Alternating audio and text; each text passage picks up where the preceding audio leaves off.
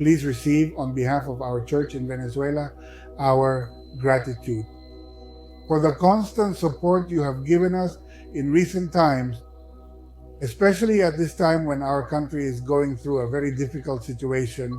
and yet we have received a very timely offering of about 21,456 Canadian dollars, which is coming directly to support our work in Los Guayos in Valencia, Venezuela. Right there at the Fundalfa Foundation, which is currently operating with great dedication, we are moving forward with our comprehensive medical and dental project. A significant part of this generous offering will be specifically dedicated to acquiring some essential specialized equipment, with which we will provide much needed care to the wonderful communities of Los Guayos and Valencia. In our community, we already have wonderful praise and worship services. Furthermore, we have the vibrant youth ministry, the dedicated Bible chain,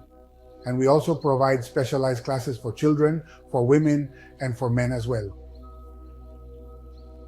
In this way, it is a blessing to be able to receive all these resources to be invested in the expansion of the gospel through the Christian and Missionary Alliance in Venezuela. 大視宣嘅弟兄姊妹、牧者，你哋好。今日咧可以同拔哥鄧禮喺度同你哋分享 Valencia 嗰個事工。我回想起咧喺8年前度啦，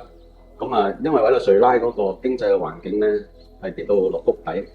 人民咧生活困苦，好多人咧喺垃圾堆嗰度嚟去揾嘢食。但係咧好多謝你哋咧喺嗰陣時咧已經開始嚟到去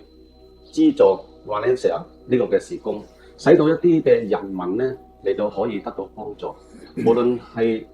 牧者，無論係教會嘅弟兄姊妹，都可以藉着你哋所送嘅禮物包、藥物嚟到咧可以得到嚟到去幫助。直至到咧幾年前咧，老威瑤嗰個社區已經開咗啦，就係因為你哋嗰個愛心嗰個奉獻，以至到呢個社區中心能夠可以有一個好簡陋同埋破爛嘅鋪位，而到可以裝修到一個好舒服一個地方，嚟到喺入邊嚟到去傳講你嗰個神嗰個嘅信息。最後咧，亦都係邀請大家咧為到委內瑞拉嗰個嘅前途嚟到去祈禱，求神幫助委內瑞拉咧將會有一個嘅轉機，亦都為到呢委內瑞拉嘅牧者嚟到禱告，因為睇到百物通貨膨脹，佢哋根本嗰個嘅生活嗰個基本生活需要咧係冇嘅。有啲牧者咧根本啲仔女有病，佢哋冇錢嚟到去買藥俾啲仔女。更加呢度為到羅威瑤嘅事工咧嚟到去繼續祈禱啦，求神咧嚟帶領更多嘅人咧嚟到去侍奉，